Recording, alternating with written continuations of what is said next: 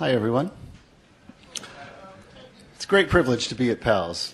I have heard about PALS for many, many years and have always wanted to come here, so I'm here. And it's very nice to be here. Let me describe to you briefly what this is and what we're going to do and what the format will be, a very loose format.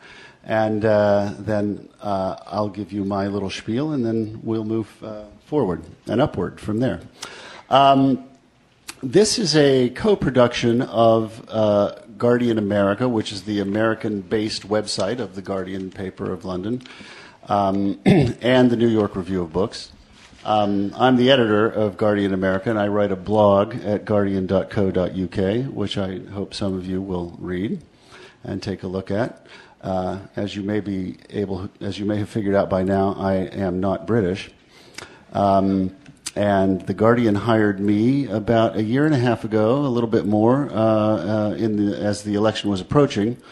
And the Guardian was planning on ramping up its coverage of this election, the interest in which, by the way, in Britain and worldwide, is incredible, as you might imagine, just absolutely through the roof.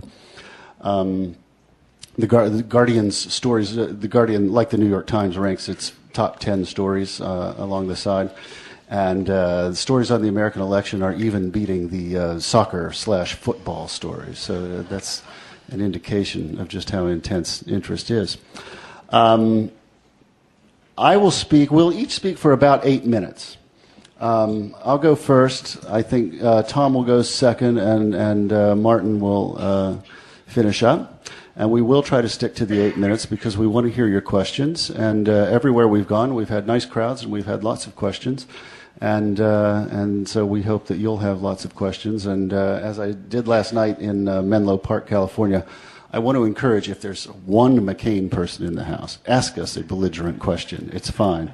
I think this is the 6th event that we've done, and we've had one unfriendly question. It was in Washington at Politics and Prose. And I actually thought, oh, thank God, finally, an unfriendly question. But it turned out it was from the woman was kind of like on the left and thought that Obama was a mainstream sellout and a tool of Israel. And so that wasn't quite what I had in mind. Before I start my formal presentation, where's Ray Hederman, the publisher of the New York Review of Books? Give him a hand for all the...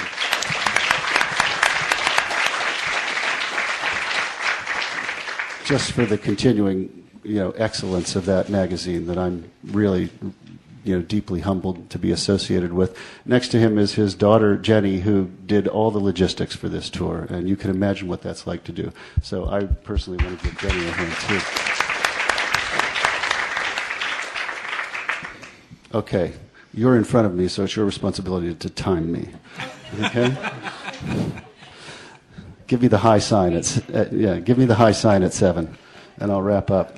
I want to make 2 points about this election, a sort of broader historical point, and then a tactical political point about what I've observed so far.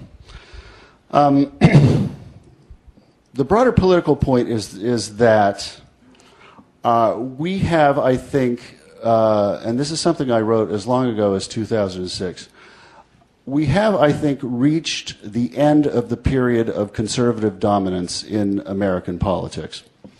Before you applaud that too broadly, it doesn't mean by default that we have entered a period of liberal resurgence, because I think that's not quite clear, and obviously it wouldn't be clear until Obama wins, if he wins next Tuesday, and we see what the results are like. But even then, it would be premature to say anything like that, for reasons that I'll go into if I can do it in 8 minutes' time.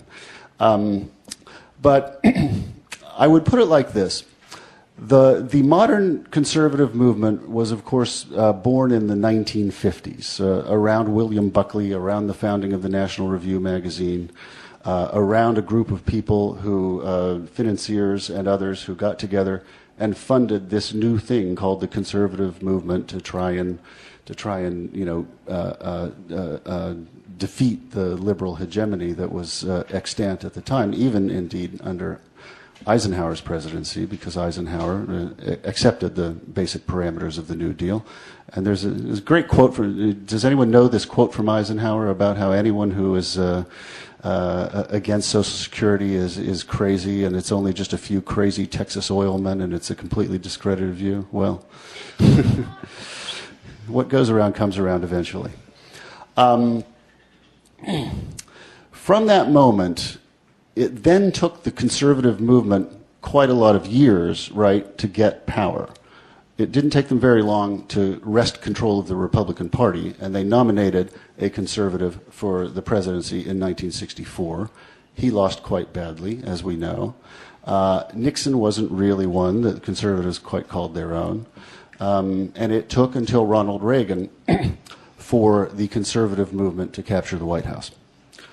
Now, think of American politics, I would say, from the perspective of the quote-unquote average American voter, the person who is not that ideologically committed one way or the other, who doesn't care, who cares more about, football and American Idol than politics, and who doesn't, think that much about politics day in and day out.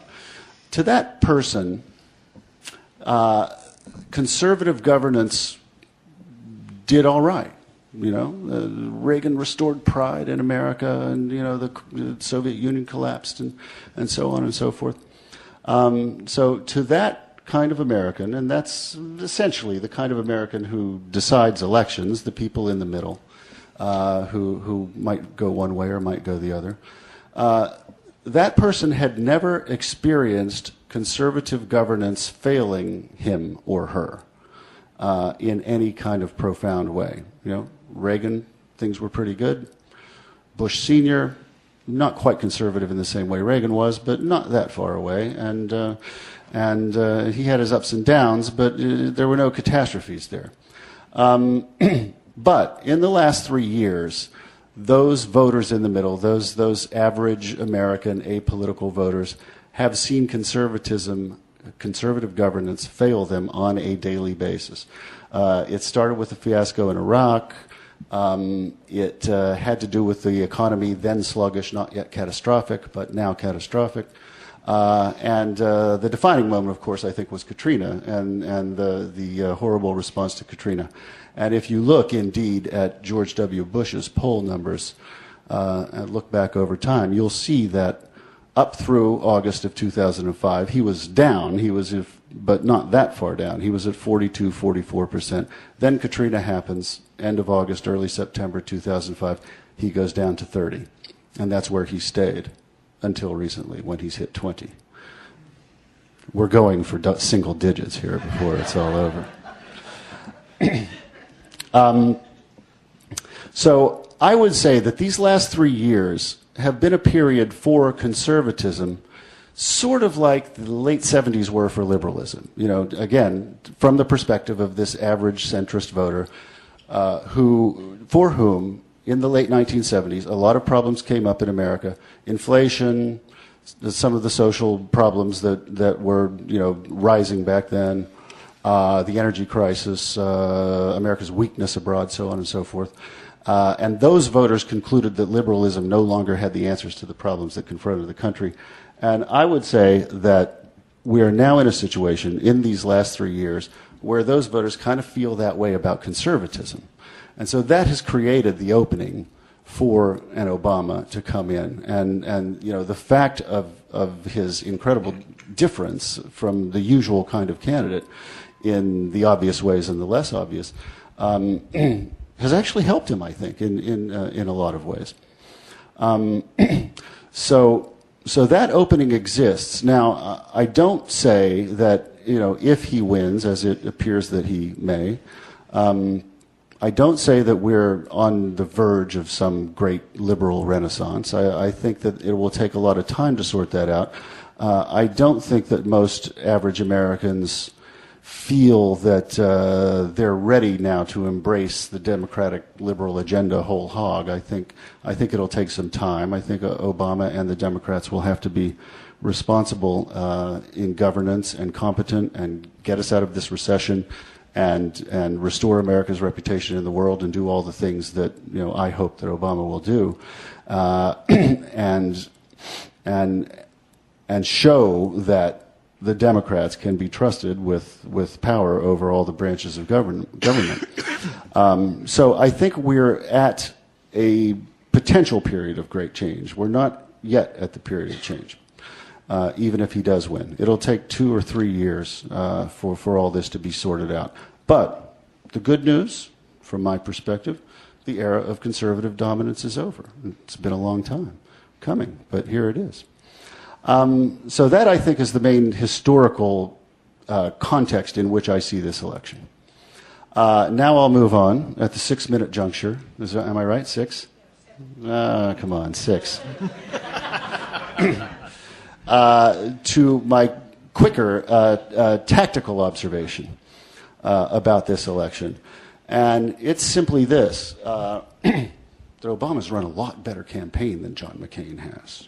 I mean, the McCain campaign has been really obsessed, quite to its detriment, I think, with winning daily news cycles. With scoring a point, scoring a punch, and getting the Obama people, quote unquote, on the defensive, and getting Wolf Blitzer to say at the top of the hour on the Situation Room, John McCain on the offensive again today over Barack Obama's ties to whoever it was.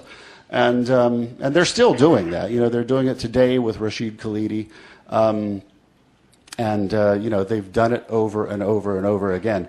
And I think that the McCain campaign's obsession with this media war, with winning the daily news cycle hits, has actually worked to its detriment. Very quickly, just one example that crystallizes it is his choice of Palin, and particularly the timing of the announcement of the Palin choice, which you'll remember was the Friday morning after the Democratic convention.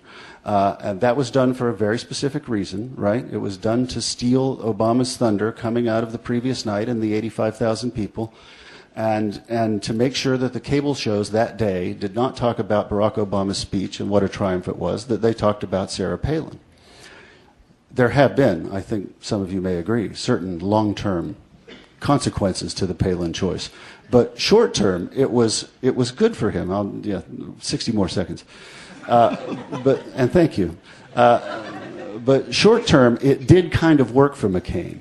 But he has done far too much of this trying to get these short-term McCain's on the offensive stories that haven't paid dividends in the long term. Whereas the Obama campaign has kind of sacrificed those daily hits, those daily victories, in favor of a much more serious and planned out long-term strategy that they've made very few mistakes any step of the way. They were a little bit thrown back on their heels by the Palin choice because it was so unexpected. But ever since mid-September, they've been right back on their game and following a game plan that I'm sure they laid out at the beginning of the year, and this is unfolding exactly the way they wanted it to unfold. I will stop there and turn it over to Tom Powers. Thanks very much.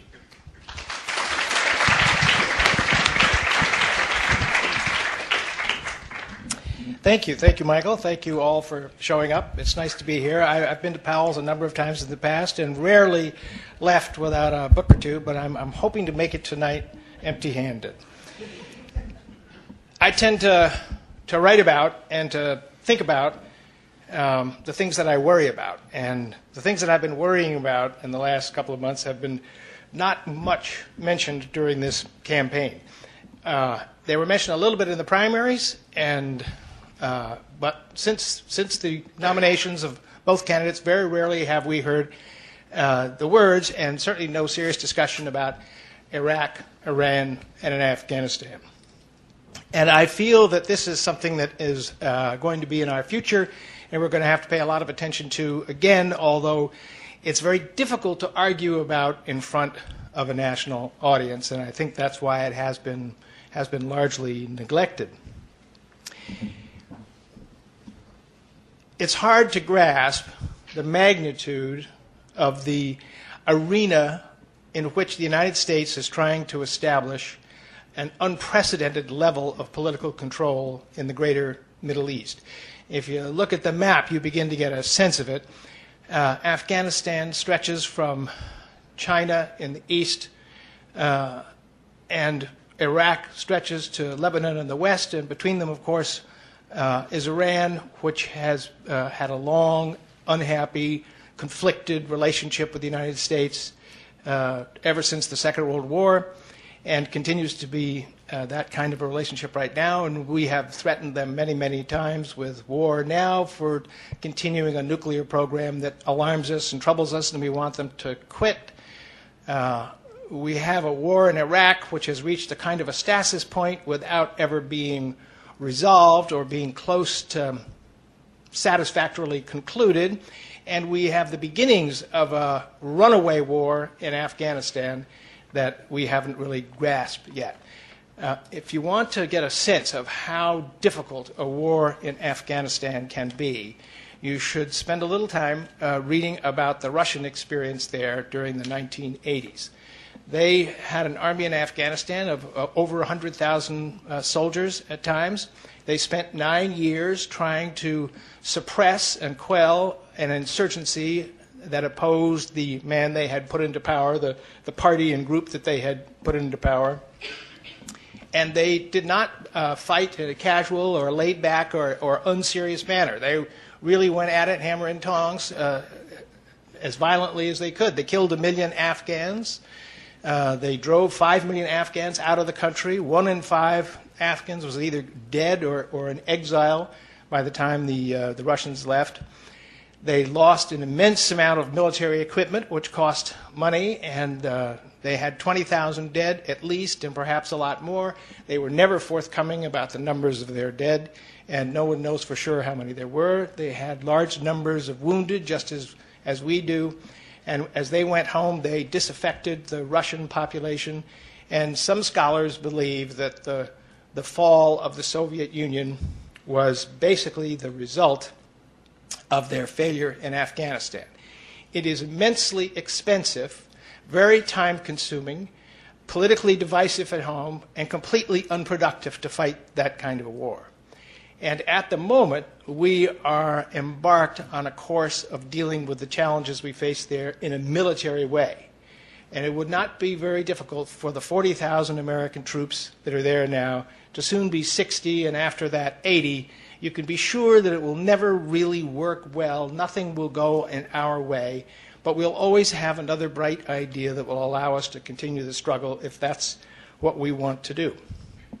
Now, I feel myself that I know what McCain intends to do there. He intends to fight a very aggressive war in order to achieve a very poorly defined victory. He's never been very clear about what would constitute a victory in Iraq, and he is probably not going to be any clearer about what would constitute a victory in Afghanistan. It seems to be, in his mind, you've won when they stop shooting at you to try and make you go home.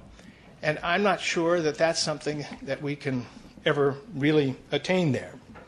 Barack Obama has not really completely announced himself in this matter. He's in favor of withdrawing troops in a relatively limited period of time out of Iraq if he becomes president. But he is committed to winning to some kind of military success in Afghanistan, and he too insists on keeping the military option on the table where Iran is concerned.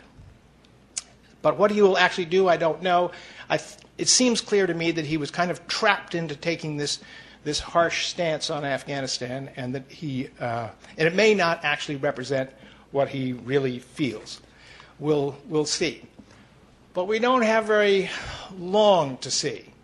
If he becomes president, the war will be there the next day and the next week and the next month.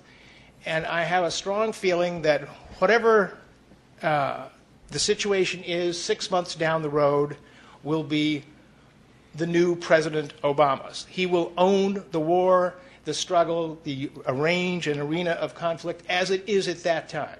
And whatever we've got 6 months down the road is going to be what we're going to have at the end of his first term, heading into a second-term election and forward into the future. So at the end of this 6 months, it's really important not to be locked into a military course, not to be attempting to quell this insurgency solely with American military might, not to be trying to bully and force NATO into joining us in this struggle, so that we can free ourselves of what would be a very expensive, very distracting course that would make everything else that Obama would like to do much, much more difficult. I've got 3 more minutes, but I feel that I've said exactly what I really have in mind. That's always struck me as being the most important thing, the one that worried me the most in this election. And if you have any questions afterwards and would like to ask them, well, I'll try and answer them. Thanks.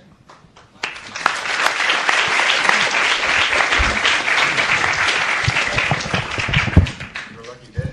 Extra time. I get some extra time. Thanks, Tom.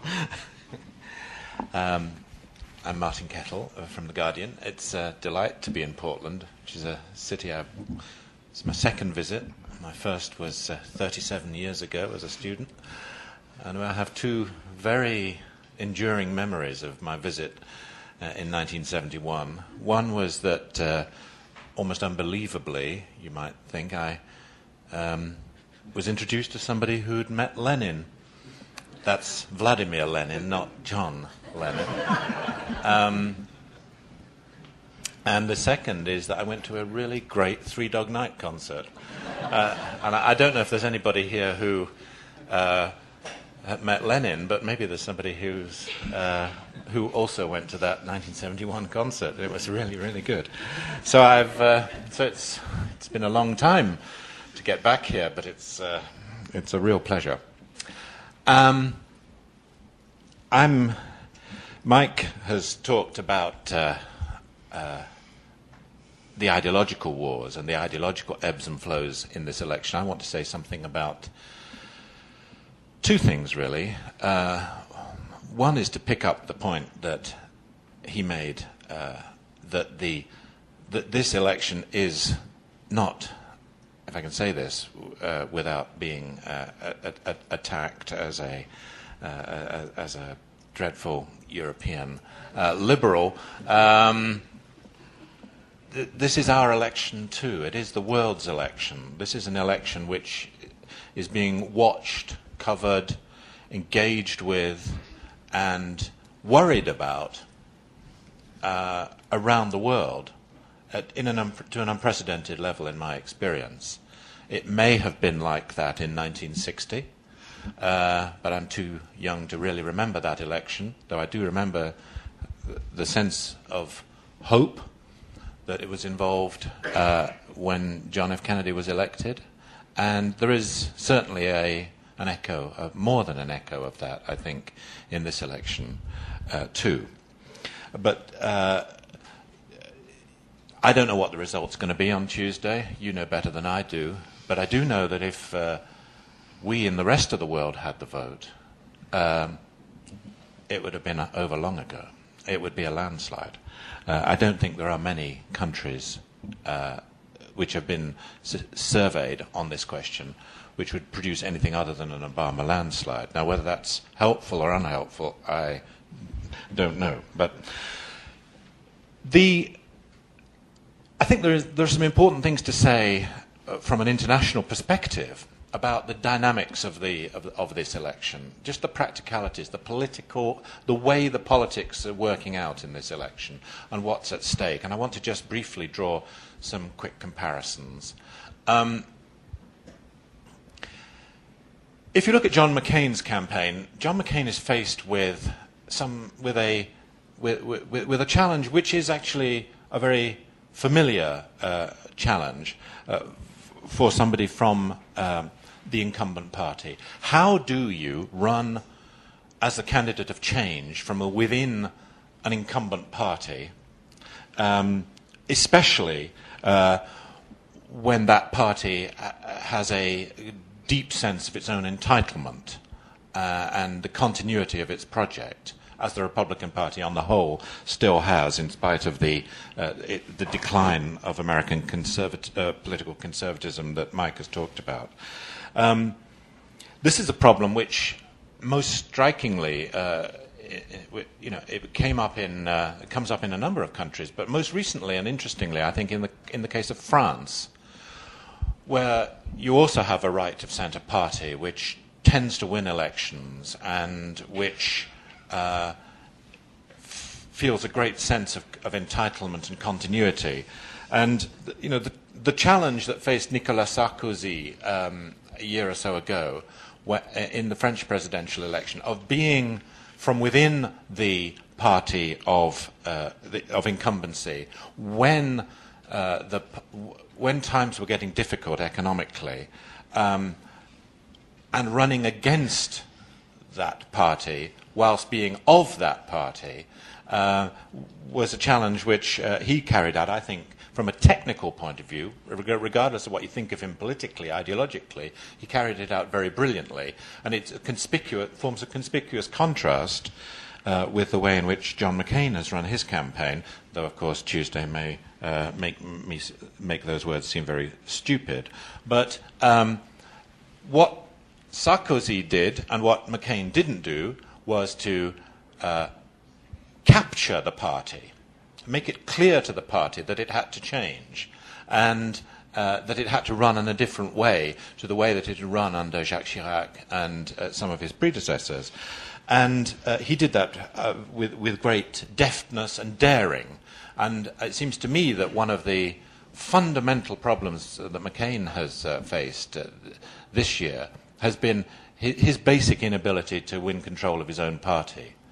And that I think has disabled much of his campaign. The second comparison I want to make is one which applies to Barack Obama. It's very important, especially when you think that the Democratic candidate may be about to win this election, and may be about to win it quite convincingly, as the polls seem to suggest, not taking anything for granted, but to remind oneself that the Democratic Party tends not to win presidential elections in modern times. This is an unusual opportunity, not just time for the other guys to have a chance. It's not just one of those conventional two-party time for a change elections. And it seems to me that the essential thing for Obama, and the essential insight, if you like, that I think his campaign has represented, has been an undeflecting understanding that in a two-party system like yours, and there are two-party systems around in many parts of the world, that this election has to be won in the centre. It has to be won with great discipline, and it has to be won in the centre, irrespective of the fact that your base, your committed party members, your electorate is longing for something radically different from what the incumbent party has had on offer. Now, that seems to me to be pretty precisely where we are now. But the comparison I would make, where in this case, is with my own country. It's with the Labour victory in Britain in 1997. And there's much to compare and contrast, and it's an interesting thing, which I may even sit down later tonight and try and write about, to try and compare the Tony Blair campaign of 94, when he became leader of the Labour Party, to 97, when he won a landslide victory over the incumbent Conservative Party, which had been in power for 18 years, with the situation facing Obama today. And I just want to highlight that sense of discipline and also the sense of that when you run in that situation as the party that is not that doesn't tend to win elections or has a record of throwing away elections that it thinks it's going to win, which is true both of the Democrats and of the Labour Party over the last 30 or 40 years, you have to, I think, make it very clear that as you campaign, so will you govern. And I think that's going to be a very interesting aspect if Obama does win, as to which way he goes, in whose interest does he govern? Does he govern in the interests of the left, if you like, or of the centre, or can he straddle the two? That was the Blair dilemma too. I just want to make a couple of, I've got time, excellent, other comparisons, just for a sort of neatness sake. There are two secondary people on the ticket in this election, and we ought to be talking about them too, and I'm sure we will. But we do need to be talking about Joe Biden.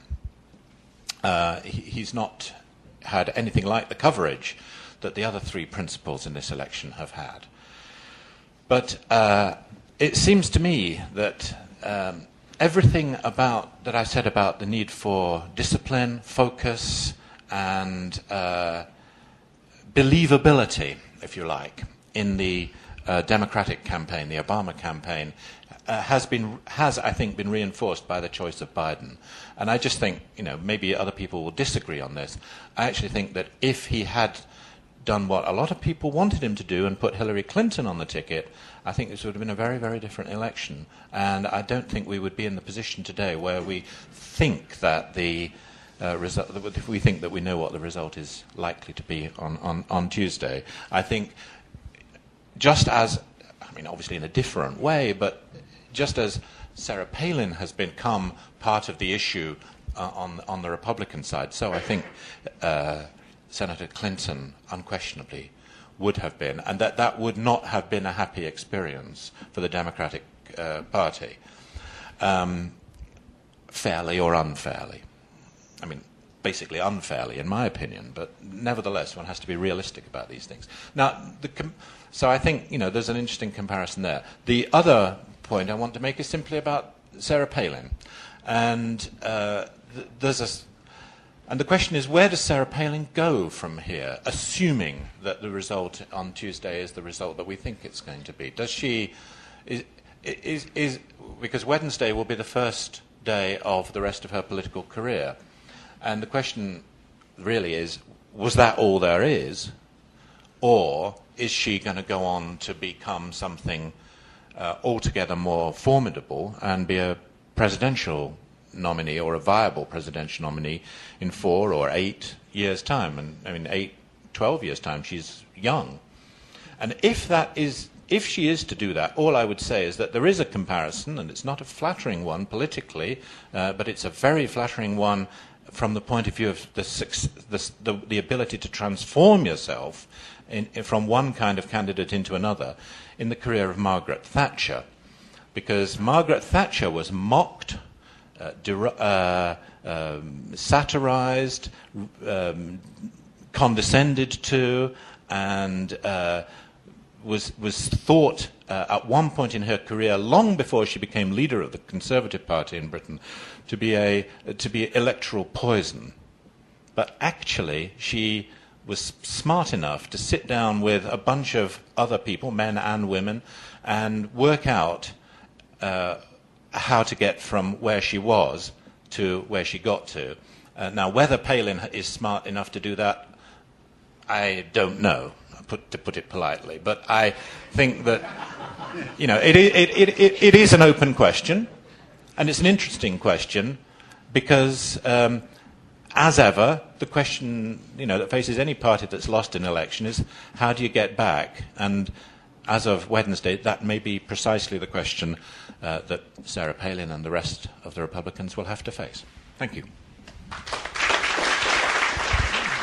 You've been listening to the New York Review and Guardian Election Issue Tour, a panel discussion of the 2008 presidential elections.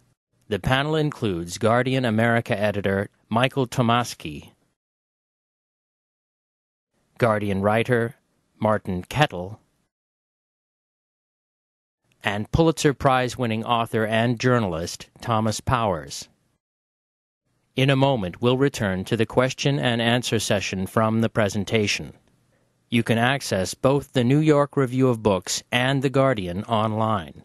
The New York Review of Books can be found at www.nybooks.com.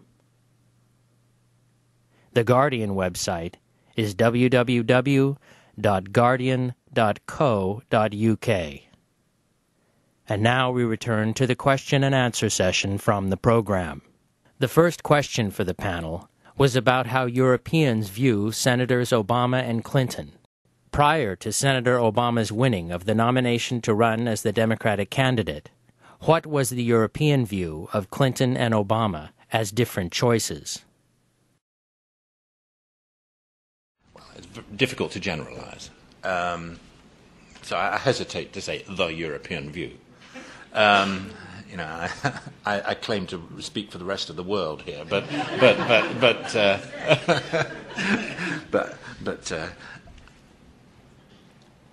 I think Obama had the edge over Clinton with most Western European opinion for one preeminent reason, which was that he had opposed the war, and the war may or may not be the defining question of this election, but it was certainly pretty much the defining question of the Democratic nomination race. And I think that there was I think that was going to coalesce into the widespread support for Obama that there is now. The other point to make is that I think Hillary Clinton internationally is respected but not loved, and there's obviously tremendous interest. She is a formidable figure with a very, very significant political history, but I don't think she ever could have got 200,000 people to turn out in Berlin if she'd been the nominee. I mean, she'd have got a good audience, but she wouldn't have got the kind of crowd that Obama did. So there is a problem, I think, which certainly for Europeans in looking at American presidential elections, which is that Europeans have a terrible habit of being very patronizing about American politicians, and I don't personally. It really embarrasses me, but there is a tendency to regard most American presidents in my lifetime as rather kind of slightly buffoonish figures, and that may or may not be true, but I think it may or may not be a correct characterization of these presidents, but I think it reflects a very superficial view on the part of a lot of Europeans, and a very silly, childish view about American politics. I was the correspondent in Washington during quite a large part of the Bill Clinton years, and it was an uphill task to get people in London, in the office in London, to take Bill Clinton seriously as a political figure. He was a figure of entertainment for reasons we don't need to repeat and we all know about. But I thought and think that he is a very, very serious and significant and interesting political figure, just as I still think that is true of Tony Blair. But this was not an easy sell in Europe. I just want to add a point that's not on the international perspective, obviously, but just a point on the war that I think is worth all of us remembering. If Hillary Clinton had opposed the Iraq War, I think there's a strong case that can be made that Barack Obama never would have run in the first place, right? There wouldn't have been space for him. If she'd been the anti-war candidate, there wouldn't have been space for an anti-war candidate. And so I think he and his advisors would have sat down and just said, forget it, let's wait. You're a young man, let's just wait. An interesting point that I think is well worth remembering, and something that I bet she thinks about.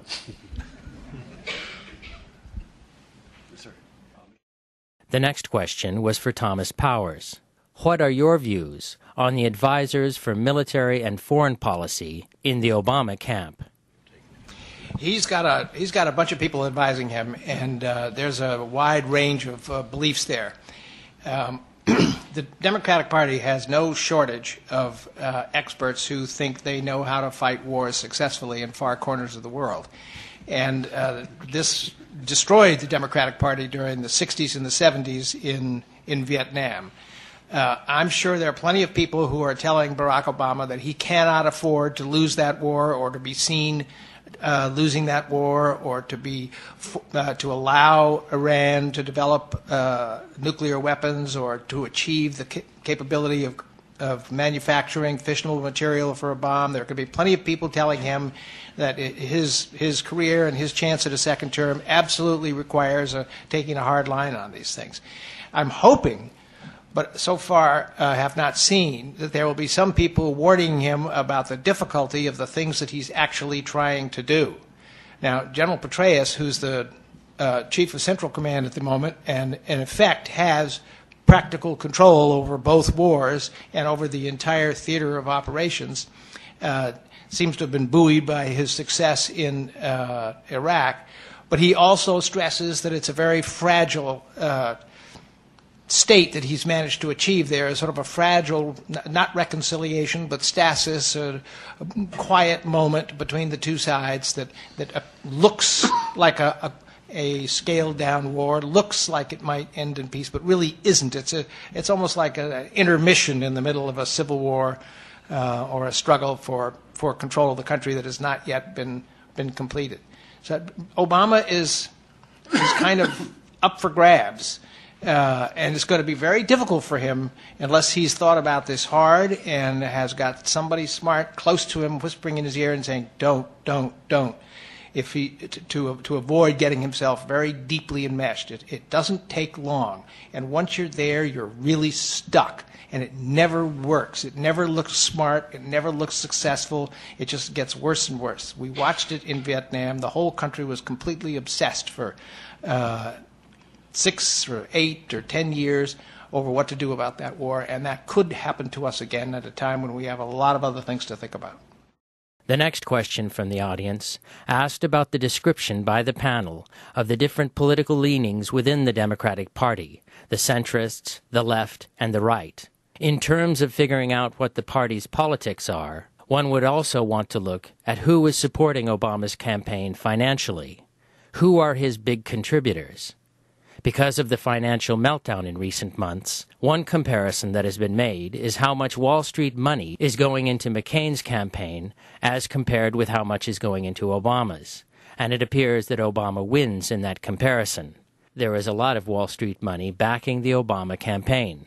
Moreover, in a major policy statement by Obama about the financial crisis, at his side was Robert Rubin, formerly of Goldman Sachs, and also part of the Clinton administration, which shepherded in the repeal of the Glass-Steagall Act, a repeal that laid the groundwork for the current financial crisis. Could you address the likelihood of what sort of policies we are likely to see from an Obama administration, from that perspective, from the perspective of the interests that are very likely shaping the policies that will emerge from the Democratic Party? Well, I'll start. This is another area where Obama has sent signals in two different directions. And just as a quick background, the two basic wings of the Democratic Party on economics are this Rubin wing, the Rubin-Volcker wing, that seeks, that emphasizes fiscal sobriety, responsibility, seriousness, deficit reduction, so on and so forth. And then a wing that is to the left of that, represented, for example, on the Times op-ed page by Paul Krugman and other labor economists, that wants a more aggressively liberal program, more economic stimulus, more public spending, infrastructure spending. And those are basically the two things. Bill Clinton embraced the Rubin wing quite strongly. I would say that Obama will be a little bit to Clinton's left, would be my guess, that Obama will do what he needs to do to impress, the ratings agencies and Wall Street and to be taken seriously by, the editorial page of the New York Times and so on. But I do think that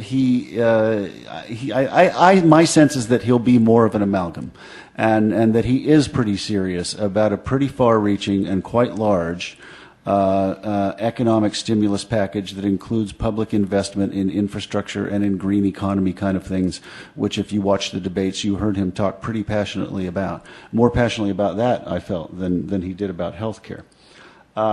So it would be my general guess that Obama's position will be somewhat to the left of Clinton's, not probably enough to satisfy Robert Reich, but, you know, more satisfactory to Robert Reich than his former employer.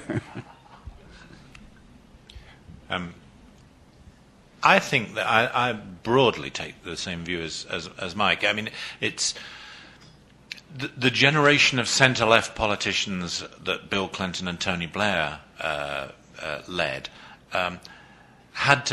felt they had to make huge historic compromises in economic policy in order to get elected, and also because, in a sense, they believed them. I mean, I think they actually believed them. I think the events of the last few months have shaken up the world. They've shaken up and have shaken up the possibilities of the world as well. And you know, I don't know how that battle for Obama's ear, for Obama's brain, is going to shape and resolve itself. But my instinct is the same as Mike's, that I think he would be a little bit more to the Keynesian left. But I think one should not in any sense underestimate what a strategically important political course that will be. I mean, he will have to stick to it, and you know, a lot will ride on that.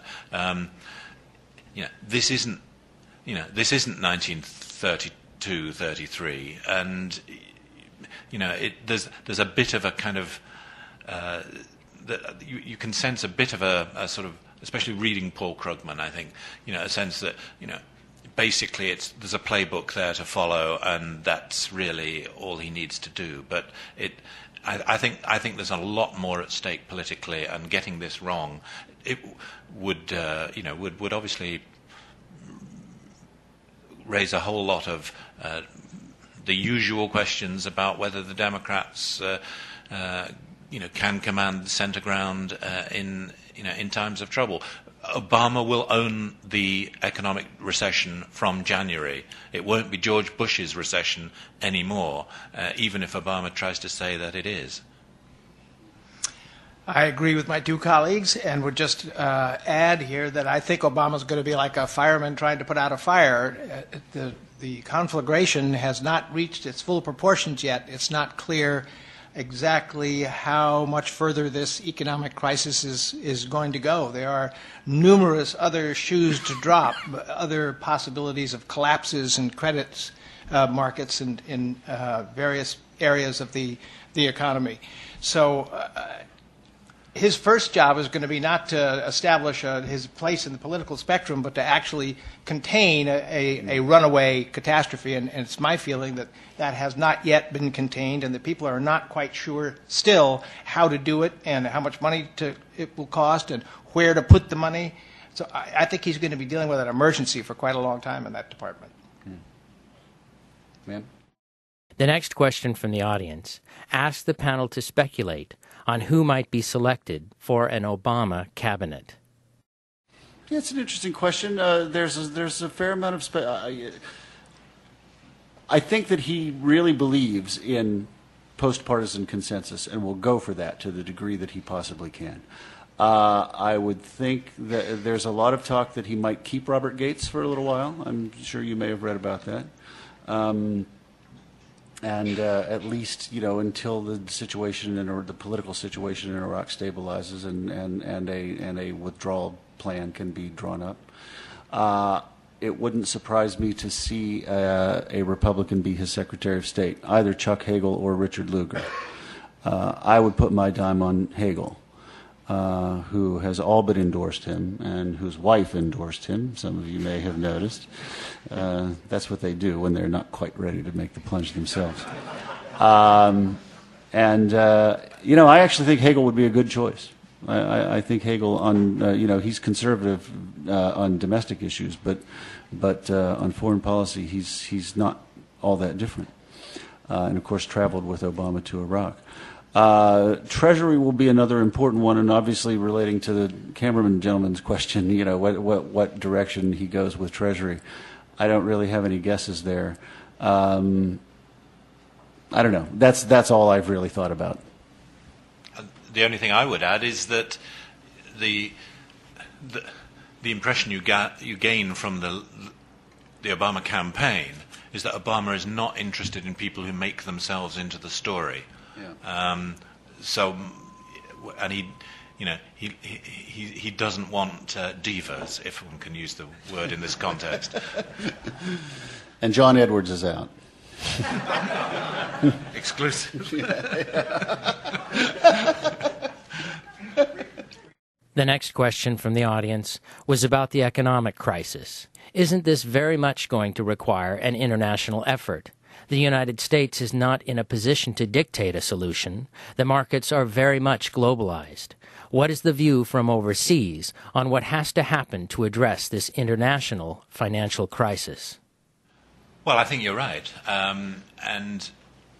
that's both there's both there's a challenge and an encouragement there, depending on how you choose to look at it. In 1944, when the international financial institutions were conceived and agreed at Bretton Woods, although the British like to think that there was a great battle between Britain and the United States, between Keynes and Harry Dexter White, and it was a great sort of battle of equals. Really, it wasn't a battle of equals. It was there was only one winner, and the terms of the international financial institutions were set by the most powerful capitalist power on the planet. Now, I don't think that reform of the Bretton Woods settlement, if that is now to be attempted, and I think it should be attempted, I don't think it is worth attempting unless there's a solution. And I think that the United States remains, the necessary leader of that process, and that's a task that will fall probably to an Obama administration to play that role, and so again it comes back to the kind of fiscal doctrines which the new administration articulates, but it was one thing to agree for 44 countries to agree on international financial institutions when most of them were facing the possibility of obliteration, and many of the more important countries at that time were occupied or in exile, or the governments are in exile. This time you're going to have maybe the G20, China, Russia, Brazil, with a seat at the table and an interest at the table, and it will not be America's blueprint that will just simply they won't just sign off on it. So it will not be an easy process, but I think that I do think that it is probably the most serious challenge that will face the new administration. Clearly, there are going to have to be international cooperation in dealing with the economy, but I think that will also be the case, perhaps even more strongly so, in dealing with the question of the war, which is a live issue. If without international agreement and an international effort there to relieve the isolation of the United States, I don't see how you can really hope for much progress, that would be the most dramatic contrast between an Obama administration and the Bush administration, which had complete confidence in its ability to go it alone. I think everybody remembers as they're on the eve of going into the war in Iraq, the invasion in Iraq, the American army was actually saying that it preferred to go in without any allies at all because allies would only slow us down. Well, that's a point of view that really needs to be abandoned, and there are possibilities for settling the issues at stake in Iran and Afghanistan through agreement and negotiation, and to do that in an international way would be more likely to be successful. The next member of the audience asked about the comment that McCain has failed to unify the Republican Party. Assuming McCain loses, and that the Republicans will be somewhat dispirited by this defeat, and will be looking for someone to emerge for the next go-around. As a comparison, we can look at what happened to the Labour Party in the UK in the 90s. They were thrashed by the Conservatives several times over, and eventually Tony Blair emerged as the leader. He took 3 years as the shadow prime minister to get trained and to become known to the British public, and he eventually emerges as a very charismatic leader. Here in the United States, how does somebody emerge as the leader of a political party, given that there isn't that kind of process or opportunity to provide leadership within a political party here in the United States? Often, in fact, presidential candidates, party leaders, don't come from the national level of the party. Like both Jimmy Carter and Bill Clinton, they may be governors, with far stronger connections to a specific state or region, rather than having acted on the national stage. How might somebody emerge as a leader for the Republicans within this kind of political system? Well, that question may have been addressed to me by somebody. I think I sense a compatriot, but in a way, I think it's more for Americans to answer. But I mean, I don't think you want. This is not the moment or the place to embark on a sort of political science answer to that question and the difference between the political systems. I think in terms of modern politics, the message that the Republican Party sends out from next Wednesday, if McCain is defeated, is it's all relevant to what happens in 2012, 2016, 2020.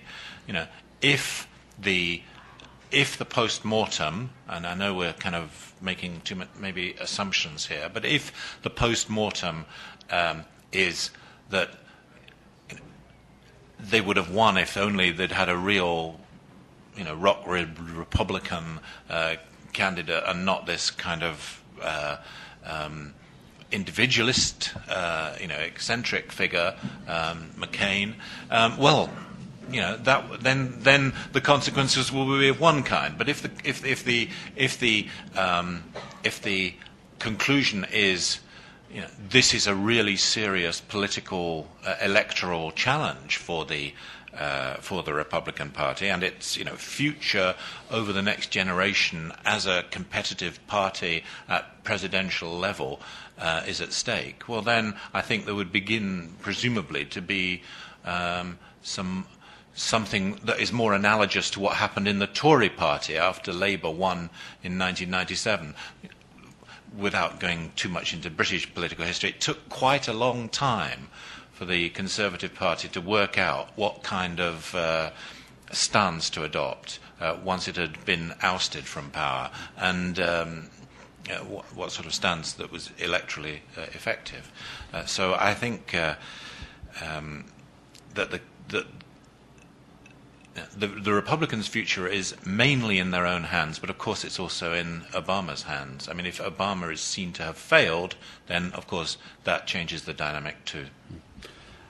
In answering a question like this, you have to think of what the party is made of. What are the constituency groups that a party is made of? Because the American political parties are very large, and they have different and often warring factions within them.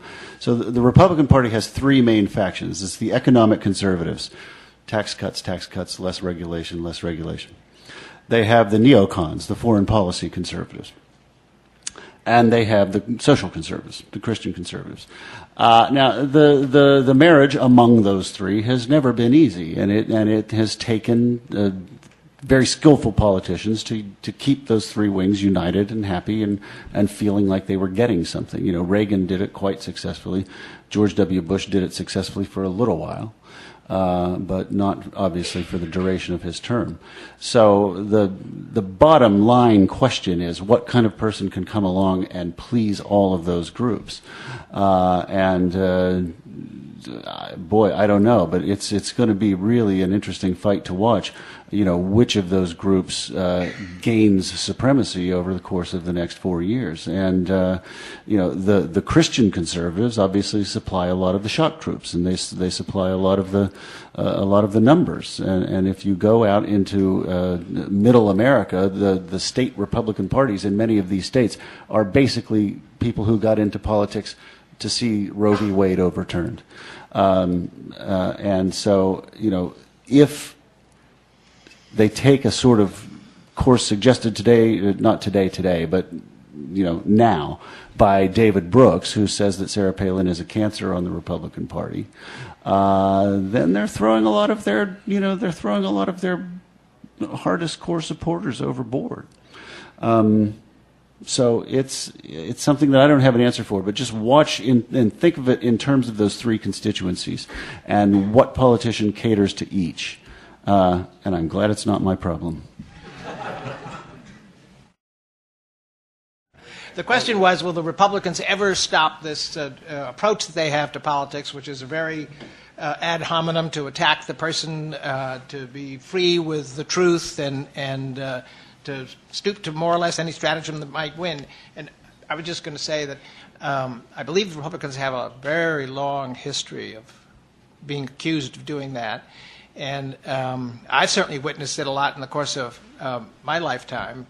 There's something at the heart of the party that's just kind of mean-spirited at times. And whether they can expunge that, I don't know. But I'm for it.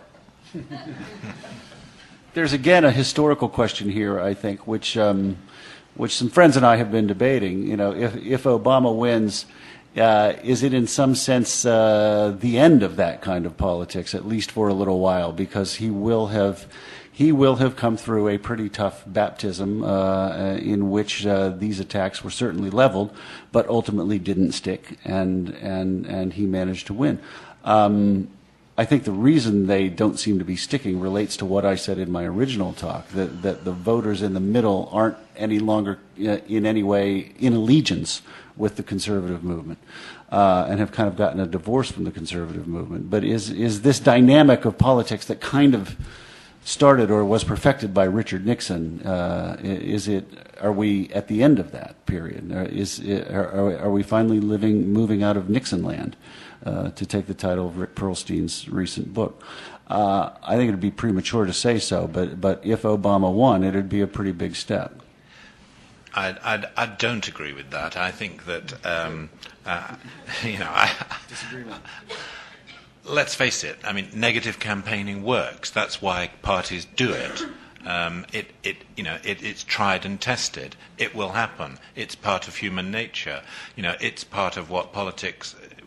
It is just part of what you have to deal with. The reason I think clearly Obama has been part of Obama's discipline is not to be associated with that kind of politics, and that has a lot to do with being a black politician. I think that he is under particular scrutiny on that on that score, whether fairly or unfairly.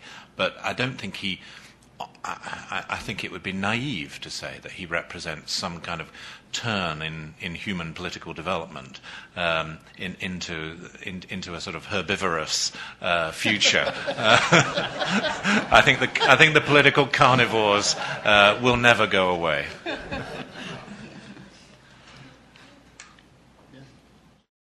The next question from the audience was about the potential for a stolen election. Suppose that on the day after the election, it becomes clear that our voting mechanisms have collapsed, and that we continue to hear reports that touch-screen voting machines were flipping votes from Obama to McCain, and we find the day after that McCain has won, in spite of the strong evidence predicting an Obama victory. What should we do in such a case? Can we trust that our votes have been counted properly? You take this this question comes every time. And we still don't know the answer. This question does come every time, and it's very hard to know how to interpret the things that happen. In the election in 1960, it was popularly believed that Nixon and the Republicans stole a great deal of the vote in southern Illinois, but that Mayor Daley stole more of it in Chicago and elected Kennedy to the White House. It's not anything new, but it certainly does represent a serious problem. And if there were to be an election outcome now that was radically out of inexplicable, then I think we might have a really serious political crisis on our hands that would make the 2000 look pale by comparison.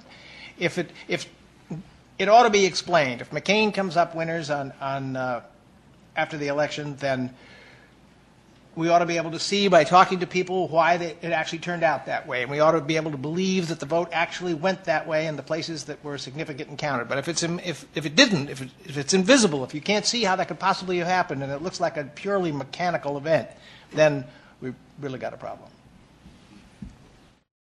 The next question was about the view expressed this evening that conservatism is dead. Do the Republicans know that? We seem to be seeing the purging of moderate Republicans, both the party and the electorate. The moderates lose in elections, and the party isn't promoting them. Yeah. No, they do know it. I mean, conservative counterparts of guys like us, people who write for the Weekly Standard and things like that, I mean, they do kind of know it. I mean, they're putting up their dukes for these next 6 days, but they understand that they don't have much intellectual energy on their side. And that they have a lot of problems, and that Bush and Rove really did a lot of damage to the conservative movement. So they do know it. They're fighting their fight for the next 6 days. But yeah, they know it. They've got problems. What do they do next? Well, I mean, they're going to try and if Obama wins, they have a long time of sorting things out of the type that the Democrats went through in let's say after Mondale's loss in particular. It would be analogous to that period. But fortunately, it's not my job to figure out what they do. But I think the person you'd need to look for, I don't know who he or she is, and it might be she, is someone is a conservative who decides to lead the party a bit towards the centre. I think a liberal Republican who simply tried to capture, I know it doesn't work like this, but capture the party would set off, I think, an internecine fight which he or she would lose for the reasons that Mike said.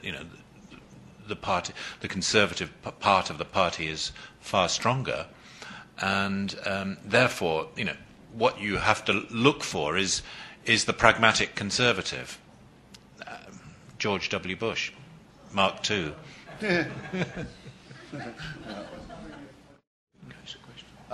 He said if it were a vast Democratic landslide, the thing that we always warn ourselves neurotically against. The Democrats would start to quarrel with each other. Yeah, exactly. Obama's going to be cautious and slow-moving, and even if they have 60 senators and liberals around the country think, oh boy, now we're going to get universal health care in 6 months and we're going to be out of Iraq in 7. No. That's not who Obama is, and he's going to be the president, and he's going to be the one calling the shots, and he will, I've said this at previous engagements, so I'll say it now. Don't expect a roaring liberal tiger. Expect to be disappointed from time to time, because that's just who he is. He's not going to try and steamroll the other side. He's going to try and work with them actually where he can. That's his nature and that's his belief. So he won't boast about his political capital then? No, I don't think so. Yeah. The next question was whether the panel thought that the McCain of 10 years ago could have put together a better campaign against Obama. Well, the McCain we knew 10 years ago, and I spent quite a lot of time following him around in that, if you're talking about 8 years ago, really, lost.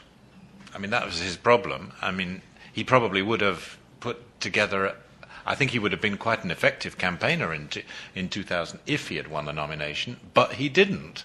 And, his tragedy is, that when he could have been an effective leader, he wasn't, but now he is the leader, he isn't effective. The paradox is that the McCain of 8 years ago could possibly have won a general election, but the McCain of 8 years ago could not possibly ever have won the Republican nomination that year or this year, right? He could not, he had to come out in favor of George Bush's tax cuts, an absolute ironclad precondition of him being able to win the nomination. He had to reverse himself on that. He had to reverse himself on, he was even being, sort of generous about Roe v. Wade in 1999 and 2000. He had to reverse himself on this goes back to your question about the constituencies, and it goes back to the question about, who the Republican Party really is and what's the nature of their problem, assuming they lose next Tuesday. So he had to take losing positions to win the nomination. But can I just add one thing there?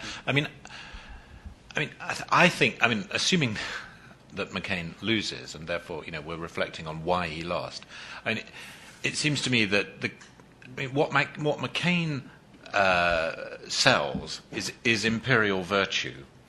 That is the America he believes in and would like to lead, and he thinks the empire has not been virtuous under George W. Bush, but that virtue can be retrieved.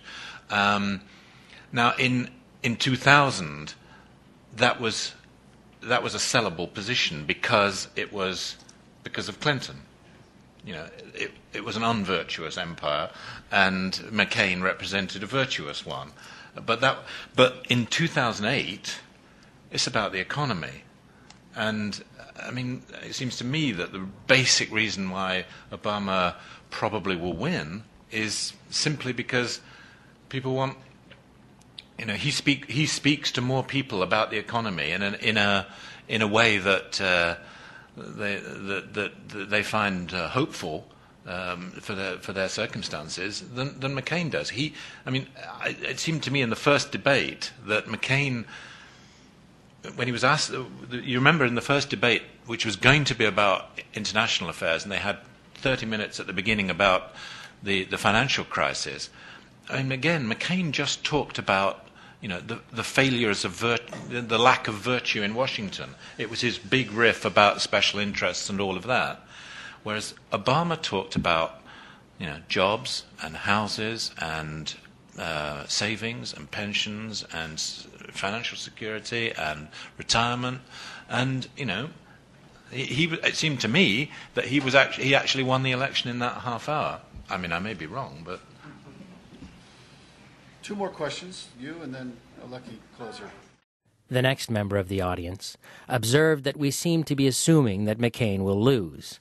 But, she asked, could the panel talk about how both candidates might go about restoring respect for the United States on the global stage? I think in the case of Obama, he just gets elected. I think in the case of McCain, it takes a bit longer. But if you're just looking for the one thing, the one completely cheap thing to do, cost-free, it's elect someone like Obama as president. It sends a message to the rest of the world of a potency which McCain can't rival. I think internationally, McCain. Whilst I agree with Tom's view about McCain and Afghanistan, I think McCain would be better received. He would be regarded as internationally as somebody more who's easier to deal with than Bush has been, or at least Bush pre-2006, the Rumsfeld era Bush. Did you have gentleman in blue in there? The final question for the panel was about how U.S. foreign policy might change under an Obama administration. Would Obama be able to make significant changes to U.S. foreign policy, most especially in the Middle East, moving away from a foreign policy based on the military, based on aggression and occupation and threats of military interventions? Or would Obama face a backlash if he tried to make significant changes to U.S. foreign policy? For example, in Israel-Palestine, the situation has changed in recent years. Could we expect an Obama administration to make significant changes in U.S. policy towards Israel-Palestine?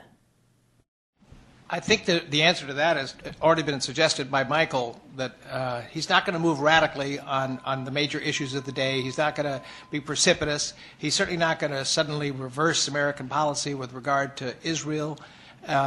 My fear is that in a relatively short period of time, he can find that he is trapped in the war, and that he will find it very difficult to get out of that war. The Bush administration has not succeeded in any foreign policy that I can think of. So I don't think he's going to adopt those as his. I don't think he will approach the Arab-Israeli question in the same way, or deal with the Palestinians in the same way, or even think about Iraq and Afghanistan really in the same way. But I don't expect radical departures. These are all tough things for Americans to kind of work through, and they rarely discuss them and debate them on a national level, and we haven't done it yet. I'll add a characterological point.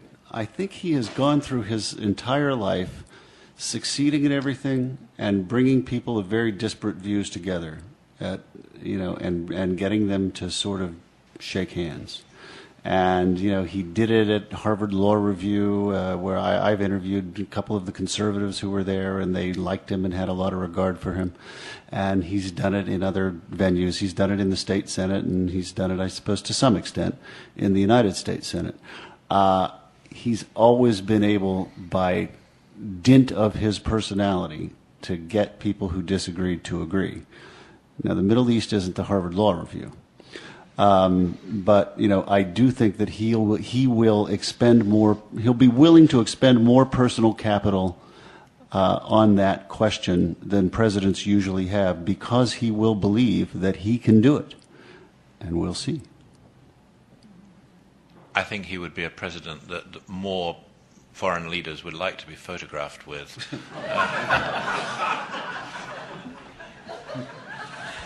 Yeah. That's the right note on which to say thank you all very much for coming. You've been listening to the New York Review Guardian Election Issue Tour, a panel discussion of the 2008 presidential elections. The panel includes Guardian America editor Michael Tomasky, Guardian writer Martin Kettle, and Pulitzer Prize-winning author and journalist Thomas Powers. The presentation took place at Powell's City of Books in Portland, Oregon on October 29, 2008. You can access both the New York Review of Books and The Guardian online. The New York Review of Books can be found at www.nybooks.com. The Guardian's website is www.guardian.co.uk. This program was produced by pdxjustice Media Productions. To find out more about our work, please visit our website at www.pdxjustice.org. You'll find free online streaming video and audio productions featuring speakers such as Amira Haas, Paul Krugman, Kevin Phillips, Barbara Ehrenreich, Rashid Khalidi, and many others. Thanks for tuning in, and thanks for supporting listener-sponsored radio, public access cable television, net neutrality, independent bookstores, and all forms of grassroots, democratic, community media.